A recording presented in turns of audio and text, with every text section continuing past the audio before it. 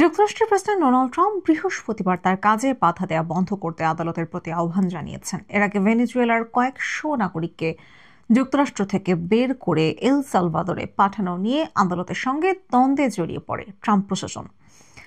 এরই মধ্যে আদালত নিয়ে এই মন্তব্য করলেন ট্রাম্প।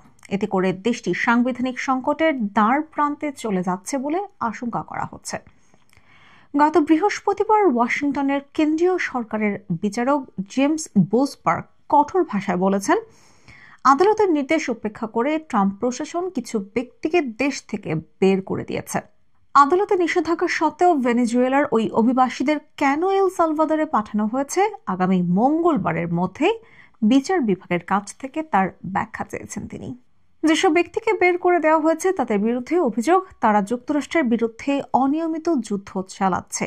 এই অভিযোগে গত শনিবার ট্রেন ডি আরাগুয়ার গ্যাংয়ের 238 এবং আন্তর্জাতিক গ্যাং গোষ্ঠী MS-13 এর 23 সদস্যকে কারাগারে রাখতে এল সালভাদরে পাঠায় ট্রাম্প প্রশাসন। তাদের কারাগারে রাখার বিনিময়ে যুক্তরাষ্ট্র থেকে অর্থ পাবে মধ্য আমেরিকার দেশটি। বার্তা সংস্থা রয়টার্সের প্রতিবেদনে বলা হয়েছে, ট্রেন ডি আরাগুয়ার সদস্যদের দ্রুত দেশ থেকে বের করতে গত শুক্রবার কয়েক শতকের পুরনো ভিনদেশি শত্রু আইন বা এলিয়েন এনিমিস অ্যাক্ট ব্যবহারের নির্দেশ দেন যুক্তরাষ্ট্রের প্রেসিডেন্ট ডোনাল্ড ট্রাম্প। এটি যুদ্ধকালীন আইন হিসেবে পরিচিত। পরদিন শনিবার ওয়াশিংটনের কেন্দ্রীয় সরকারের বিচারক জেমস বোসবার্গ 1798 সালের ওই ভিনদেশি শত্রু আইনের ব্যবহার 14 দিন বন্ধ রাখার নির্দেশ দেন। তার যুক্তি ছিল, এই আইনে অন্য দেশের দ্বারা সংঘটিত এমন শত্রুতাপূর্ণ কর্মকাণ্ডকে বোঝানো হয়েছে যা যুদ্ধের সমতুল্য। কিন্তু ওই দিনই অভিযুক্ত গ্যাং সদস্যদের কয়েকটি উড়োজাহাজে করে এল সালভাদরে পাঠিয়ে দেওয়া হয়। যাদের পাঠানো হয়েছে তাদের অনেকের বিরুদ্ধে অভিযোগ তাদের কেবল ট্যাটু বা উল্কি থাকার অপরাধে যুক্তরাষ্ট্র থেকে বিতাড়িত করা হয়েছে। এই পরিস্থিতিতে গত সোমবার জেমস বোসবার্গ বিচার বিভাগের আইনজীবীদের কাছে কিছু বিষয়ে তথ্য জানতে চান। তিনি তাদের প্রশ্ন করেন, গ্যাং সদস্যদের পাঠানো সংক্রান্ত ট্রাম্পের ঘোষণাটি ঠিক কখন কার্যকর হয়েছিল এবং প্রত্যর্পণের ফ্লাইটগুলো এল সালভাদরের উদ্দেশ্যে কখন রওনা করেছিল।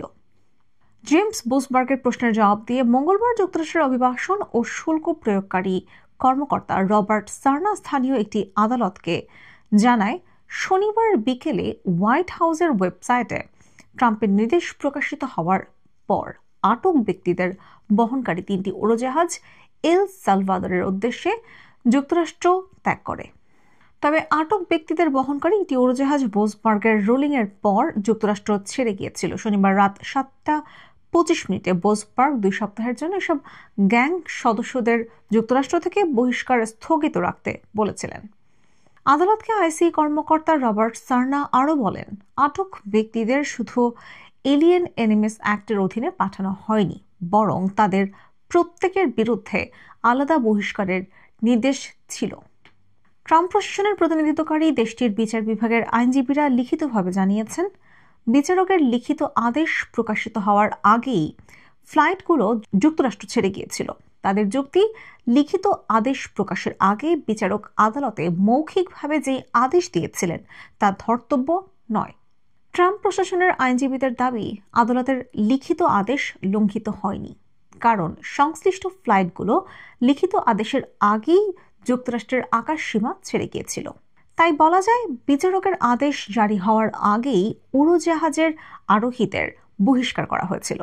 মঙ্গলবার সকালের ওই ঘটনায় বিচারকের অভিশংসন চেয়ে নিজের মালিকানাধীন সামাজিক যোগাযোগ মাধ্যম ট্রুথ সোশ্যালে ট্রাম্প লিখেন, তিনি একজন বিঘ্ন ও উত্তেজনা সৃষ্টিকারী ব্যক্তি। ট্রাম্পের পোস্টে সরাসরি বোসবার্গের নাম উল্লেখ করা হয়নি। ট্রাম্পের পোস্টের পর যুক্তরাষ্ট্রের প্রধান বিচারপতি জন রবার্টস এক বিবৃতিতে বোসবার্গের অভিশংসনের প্রস্তাব নিয়ে সতর্ক করে লিখেছেন, 2 শতাব্দীর বেশি সময় ধরে এটাই প্রতিষ্ঠিত হয়েছে যে বিচার বিভাগের সঙ্গে কোনো বিষয়ে দ্বন্দ্ব দেখা দিলে অভিশংসন কোনো সমাধান নয়। এরকম কোনো দ্বন্দ্ব দেখা দিলে স্বাভাবিক আপিল বিভাগ বিষয়টি পর্যালোচনা করবেন। প্রধান বিচারপতির তরফে বিবৃতিটি দিয়েছেন যুক্তরাষ্ট্রের সুপ্রিম কোর্ট। দেশটির ইতিহাসে প্রধান বিচারপতির এই ধরনের পদক্ষেপ দুর্লভ। এরই ধারাবাহিকতায় বৃহস্পতিবার আগামী মঙ্গলবারের মধ্যে বহিষ্কার নিয়ে বিচার বিভাগ থেকে নতুন করে ব্যাখ্যা চেয়েছেন জেমস বোসবার্গ। নতুন আদেশে তিনি বলেন, আইসিইর ভারপ্রাপ্ত মান অফিসের পরিচালক প্রত্যর্পণের বিষয়টি ব্যাখ্যা করে বলেছেন, ট্রাম্প প্রশাসন নিজেদের কাজকে রাষ্ট্রীয় গোপনীয়তা হিসেবে ন্যায্যতা দিতে চাইছে। আইসিএর এই ব্যাখ্যাকে খুবই অপর্যাপ্ত বলে মন্তব্য করে বোসবার্গ বলেছেন, সরকার আবার নিজেদের বাধ্যবাধকতা এড়াতে চাইছে। জেমস বোসবার্গ আরও বলেন, আইসিএর আঞ্চলিক অফিসের এই বিষয়ের ব্যাখ্যা দেওয়ার এখতিয়ার নেই, কারণ কেন্দ্রীয় আদালতের জবাব দেওয়ার জন্য সংশ্লিষ্ট প্রতিষ্ঠানের মন্ত্রিপরিষদ পর্যায়ের মর্যাদা থাকা দরকার। তার আদেশ কিভাবে লঙ্ঘিত হয়নি তা আগামী মঙ্গলবারের মধ্যে ট্রাম্প প্রশাসনকে জানাতে নির্দেশ দিয়েছে জেমস বোসবার্গ। এই পরিস্থিতিতে গত বৃহস্পতিবার বিচার বিভাগকে তীব্র ভাষায় আক্রমণ করেছেন ট্রাম্প। যুক্তরাষ্ট্রের প্রেসিডেন্টদের সুপ্রিম কোর্টকে এভাবে আক্রমণ করা অকল্পনীয়। নিজের মালিকানাধীন সামাজিক যোগাযোগ মাধ্যম ট্রুথ সোশ্যালে এক পোস্টে ট্রাম্প লিখেছেন, যুক্তরাষ্ট্রের স্বার্থকে অগ্রাধিকার দেয়াই আমাদের লক্ষ্য। এই মহান লক্ষ্য ততক্ষণ পর্যন্ত অর্জন করা যাবে না যতক্ষণ পর্যন্ত উগ্র ও অত্যন্ত পক্ষপাতদুষ্ট বিচারকেরা এই আচরণ করার সুযোগ পাবেন। বড় অক্ষরে ট্রাম্প লিখেছেন, খুব বেশি দেরি হওয়ার আগেই এখনই দেশব্যাপী ইনজেকশন বন্ধ করুন। পোস্টে ট্রাম্প হুঁশিয়ারি দিয়ে বলেছেন, যদি বিচারপতি রবার্টস এবং যুক্তরাষ্ট্রের সুপ্রিম কোর্ট এই বিষাক্ত ও নজিরবিহীন পরিস্থিতির শিগগিরই সমাধান না করেন, তাহলে আমাদের দেশ খুব গুরুতর সমস্যায় পড়বে।